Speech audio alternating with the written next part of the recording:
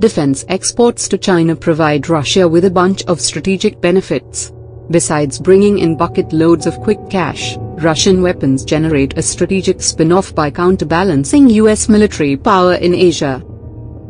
Beijing's insatiable appetite for advanced weaponry keeps the Russian defense industry ticking along nicely, and forces the Americans to divert substantial offensive and defensive resources to check China. This reduces pressure on Russia's European flanks.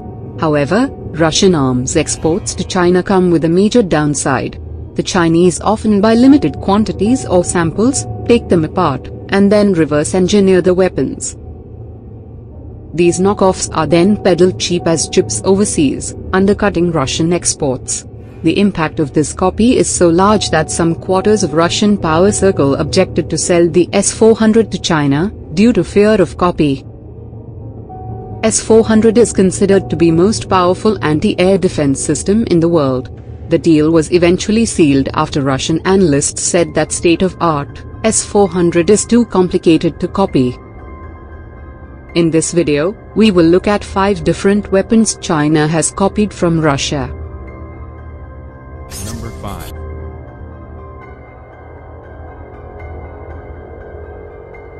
The S-19 Mr. S is a self-propelled 152mm howitzer designed by Soviet Union, which entered service in 1989 as the successor to the SO-152. The vehicle is based on the T-80 tank hull, but is powered by the T-72S diesel engine. It is designed to defeat unsheltered as well as covered manpower, weapons and material to division level. Few of these were bought by China.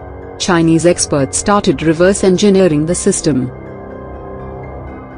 They faced lots of difficulty, especially in replicating the engine and transmission. But finally a decently working copy was created. It was named as PLZ-05 self-propelled howitzer. Weighing 35 tons, it can fire its munitions at a maximum range of 100 kilometers. As seen, the remarkable similarities leave little doubt about its origin.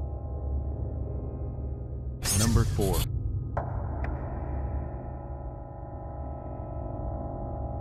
The BM-30 Smerch is a Soviet heavy multiple rocket launcher. The system is designed to defeat personnel, armored, and soft-skinned targets in concentration areas, like artillery batteries, command posts and ammunition depots. It was created in the early 1980s and entered service in the Soviet Army in 1989. A Smerch unit is typically composed of 6 launchers and 6 transloaders. China bought few of these systems and was impressed by its effectiveness. Dedicated team of engineers and technical experts was set up to dissect the system, and eventually it was reverse engineered. Chinese copy of Russian BM-30 Smerch known as PHL-03 has been spotted in recently held ASMENA-3 exercise. As can be very well understood, PHL-03 is a direct copy of BM-30 Smerch. Number 3.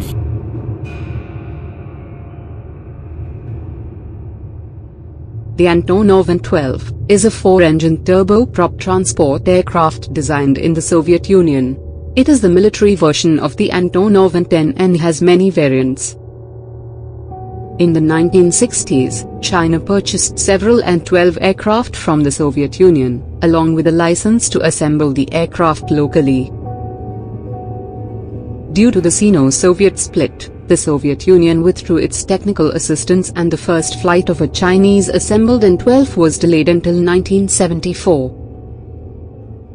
The Xi'an Aircraft Company and Xi'an Aircraft Design Institute worked to reverse engineer the An-12 for local production. In 1981, the Chinese version of the An-12, designated Y-8, entered production. Since then, the Y-8 has become one of China's most popular military and civilian transport or cargo aircraft, with many variants produced and exported. Number 2.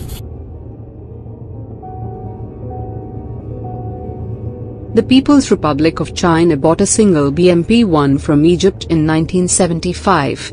Soviet-Chinese diplomatic relations were at the time confrontational, and the Chinese could not ask for a Soviet BMP-1. By reverse engineering, the Chinese developed an almost full copy of a Soviet BMP-1 in 1986. The Chinese model WZ501 was 200 kilograms lighter and with a copied 320 horsepower Norinco 6V150 diesel engine, it had the same maximum road speed as the BMP-1. The WZ501 was originally intended for export market, but the People's Liberation Army (PLA), which only used APCs, was desperate for a dedicated IFV. The PLA adopted a number of WZ501s in 1992, giving the WZ501 the designation Type 86, even though the vehicle, like the original BMP-1, was already obsolete. In spite of its characteristic drawbacks, weak armor, low efficiency of the 73mm gun, the Chinese upgraded the Type 86 in the mid-1990s. A modernized variant, designated the Type 86A, WZ501B, was fitted with a 400 horsepower engine, a modern radio and second-generation infrared vision devices. Type 86A IFVs will remain in service with the PLA for the foreseeable future. The PLA maintains around 1,000 of those IFVs, which are mostly used by armored units stationed in northern mainland China. Number 1.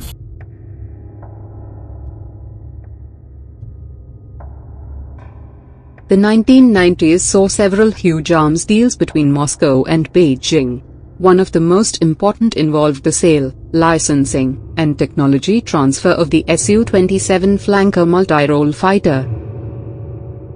The deal gave the Chinese one of the world's most dangerous air superiority fighters, and gave the Russian aviation industry a lifeline. But the era of good feelings did not hold. Details remain murky and disputed, but the Russians claim that the Chinese began violating licensing terms almost immediately, by installing their own avionics on flankers, under Chinese designation J-11.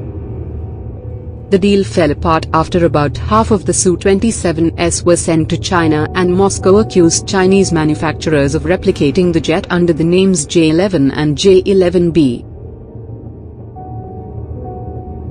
The Chinese also began developing a carrier variant, in direct violation of agreed-to terms named J-15 Flying Shark. J-15 Flying Shark is an illegal copy of the Russian Su-33 which was originally based on Sukhoi Su-27 airframe. Beijing-based Sina Military Network, SMN, criticized the Flying Shark calling it a flopping fish.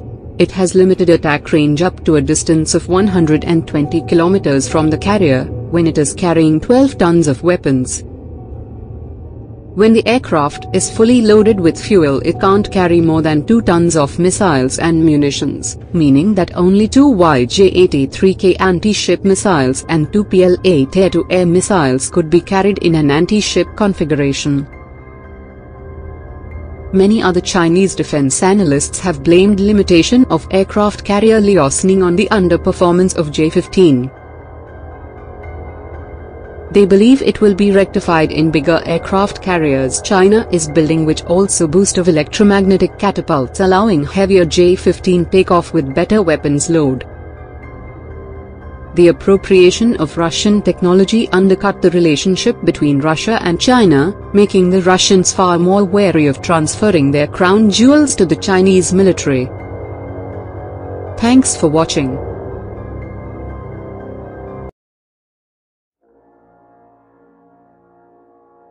China has maintained very high economic growth over the last 20 years and has become a major economic power. It has spent heavily on military build-up and modernized its military forces. But China's rise, as predicted by many experts, is not peaceful. In recent times, China has been very aggressive in its posturing. Its activities are far off from being a responsible nation. From threatening its neighbors, employing corrosive diplomacy, to proliferation of nuclear tech, China is hurting global peace. In this video, we look at 5 such activities of China. Number 5. US congressional as well as independent sources agree that China and Pakistan have cooperated on military nuclear technology for decades. The extent of Chinese cooperation in Pakistan's nuclear weapons program has always been a subject of speculation, but is more or less agreed that without Chinese help, Pakistan would have not got its nukes.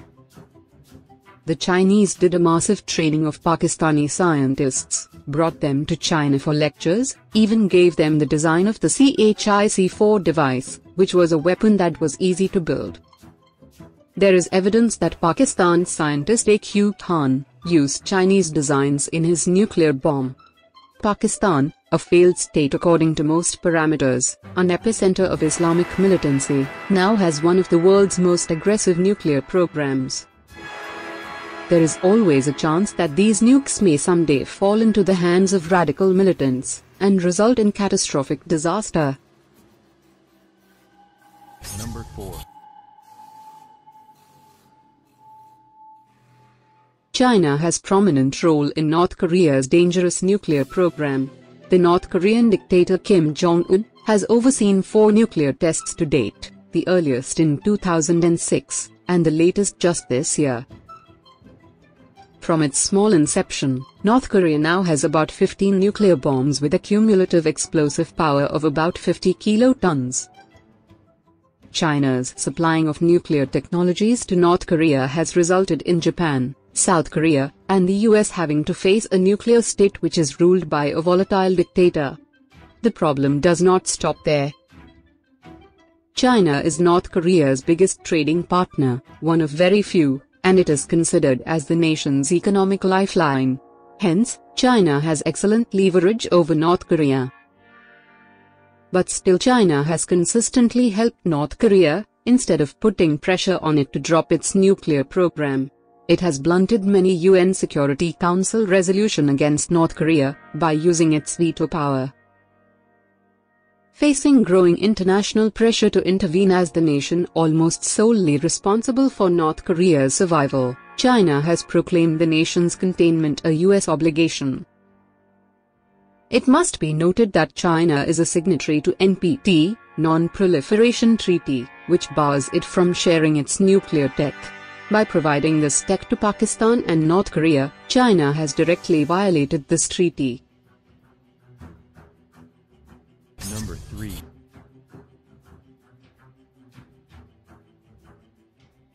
China's sweeping claims of sovereignty over the sea have antagonized competing claimants Malaysia, Vietnam, Brunei, Taiwan, Indonesia, and the Philippines.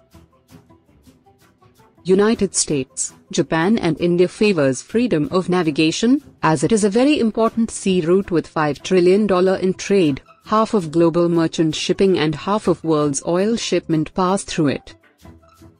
The sea also has alleged 11 billion barrels of untapped oil, and 190 trillion feet 3 of natural gas. The Philippines approached International Tribunal for arbitration and argued that Chinese activity in the region was violating international law.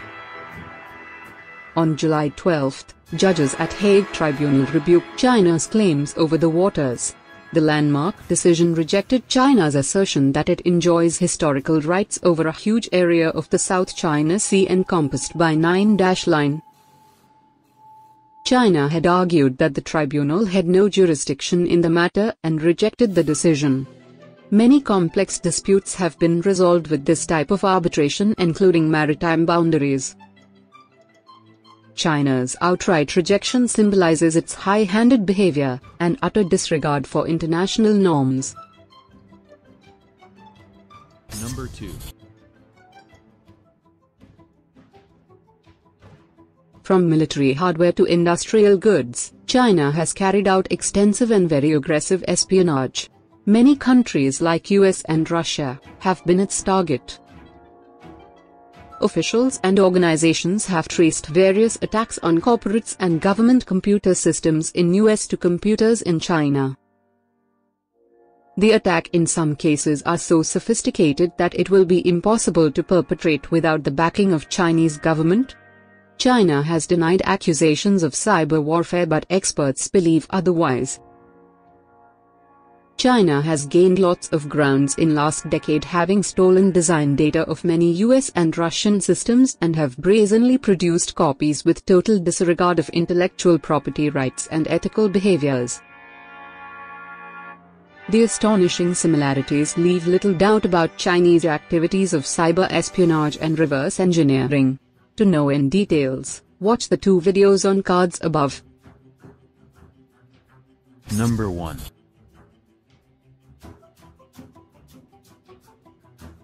In supporting Pakistan, China has gone as far as protecting well-known terrorists.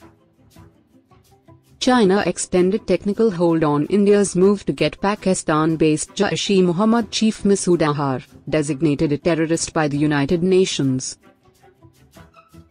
The Chinese technical hold was set to lapse, and had China not raised further objection, the resolution designating him as a terrorist could stand passed automatically. Masood Azhar's outfit Jaish-e-Mohammed carried out a string of deadly attacks against Indian targets, including the attack on the Indian Parliament in December 2001. Soon after the Indian Parliament attack, he was detained for a year by Pakistani authorities in connection but was never formally charged. The Lahore High Court ordered an end to the house arrest on the 14th of December 2002.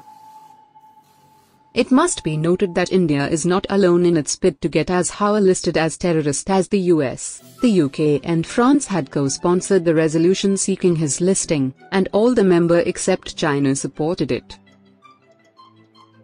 In June last year, China had blocked India's demand for taking action under the Council's anti-terrorism resolutions against Pakistan for releasing Lashkar-e-Taiba commander Zaki-ur Lakhvi, the mastermind of the 2008 Mumbai attacks.